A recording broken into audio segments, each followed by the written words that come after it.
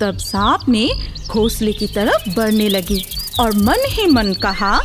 दूर एक पहाड़ों के ऊपर इगली ने एक सुंदर सा घोंसला बनाया था और घोंसले में थी उसकी प्यारी सी 4 अंडे, जिन अंडों को इगली ने बड़ी प्यार से संभाल रही थी।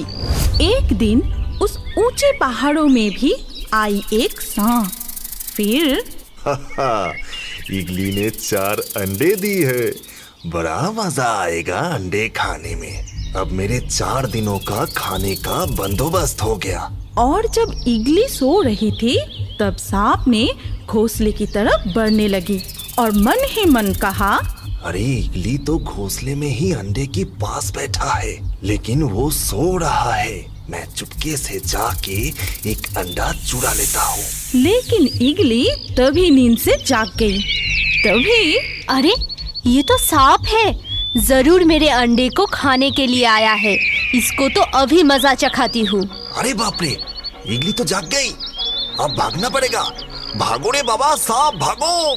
और कुछ दिन बाद ही उस 4 अंडे से छोटे छोटे नन्हे नन्हे बच्चे निकल आई। फिर बच्चे को देखकर इगली को बड़ा आनंद हुआ और वो खुशी से उड़ने लगी। फिर उसने सोचा कि मेरे बच्चे को तो भूख लगी होगी, मैं नदी में जाके मछली पकड़ के ले आती हूँ। लेकिन इगली को कोई मछली नहीं मिली। फिर उसने सांप को देखा।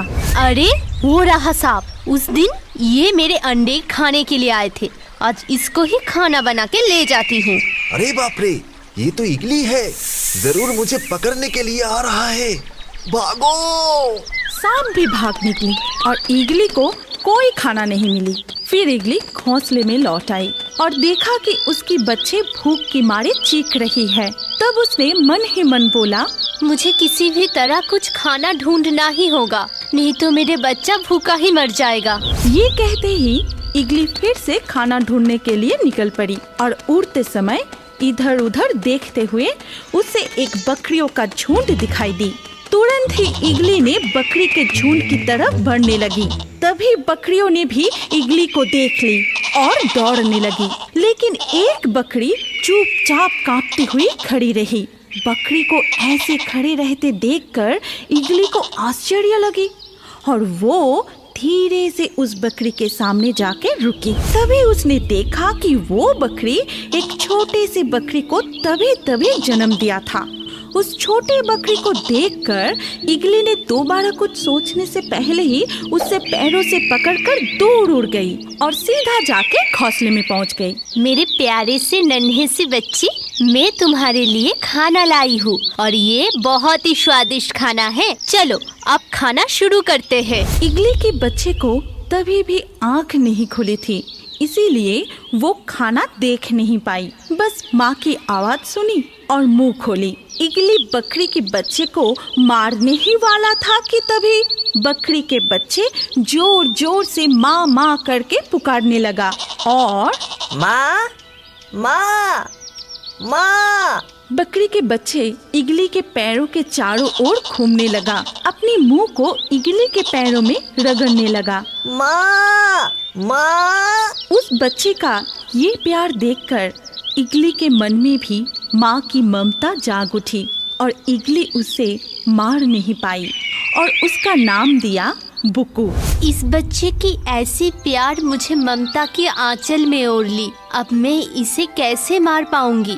नहीं, मैं इसे मार नहीं सकती और आज से मैं इसका नाम देती हूँ बुकू। अब मुझे अपने बच्चों के लिए और कुछ खाने का बंदोबस्त करना पड़ेगा। उसे वहीं छोड़कर फिर से खाना ढूंढने निकल पड़ी और इधर बुकू के माँ, अब मैं क्या करूँ?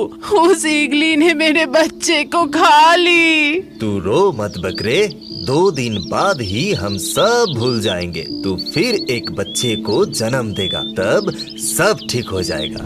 तभी अल्बर्टो का कौवा कहती है, हाँ बकरी रो मत, रोने से कुछ नहीं होगा, धीरे धीरे सब ठीक हो जाएगा। तभी थियो कौवा कहता है, ये इगली हमेशा ही किसी न किसी को उठा के ले जाती है और मार मार के खाती है। फिर अर्लो सरस कहती है, तुम्हें तो पता है बकरी, इगली ऐसा ही है, वो अपने खाने के लिए किसी का भी शिकार करती है, बच्चे बूढ़े किसी को भी नहीं छोड़ता। अब सब भूल जाओ बकरी।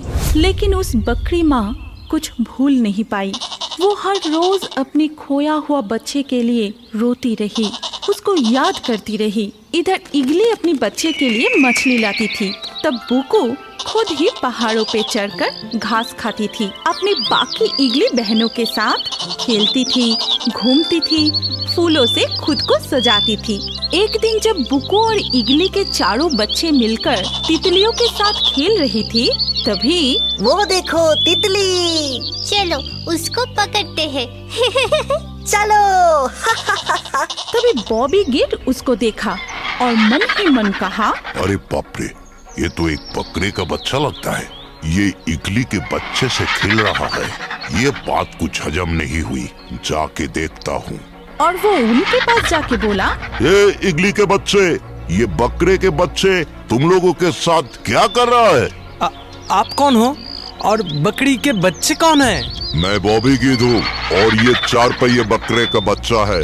क्या? लेकिन ये तो हमारा भाई है। ये कोई तुम्हारा भाई नहीं है, ये एक बकरे है और इसको मुझे खाना है। हटो सब। फिर बॉबी गिड ने बुकू की तरफ आगे बढ़ने लगा। तभी वहाँ इगली आ गई और दोनों में खूब लड़ाई हुई। तू यहाँ से चला जा बॉबी। तू हट जा इगली, मुझे इससे खाना है। ये मेरे बच्चे हैं, तू इसको नहीं खा सकता। तू जा यहाँ से। ठीक है, अब मैं जा रहा हूँ, लेकिन मैं छोड़ने वाला नहीं हूँ। मैं इसको खाकर ही छोड़ूंगा। माँ, ये बकरी कौन है? क्या बुकू? माँ, क्या मैं सच में एक बकरी हूँ? हाँ बेटा, तू एक बकरी है। इसके बाद इगली ने बकरी के बच्चे को पूरी घटना बताई। फिर बोला कि अब मैं तुझे तेरी असली माँ के पास छोड़ आऊंगी, नहीं तो ये बॉबी गिड से तुझे बचा नहीं पाऊंगी। फिर इगली ने बकरी के बच्चे को उसके माँ के पास छोड़ आई। अरे बकरी, ये तो तेरा ही बेटा लगता है।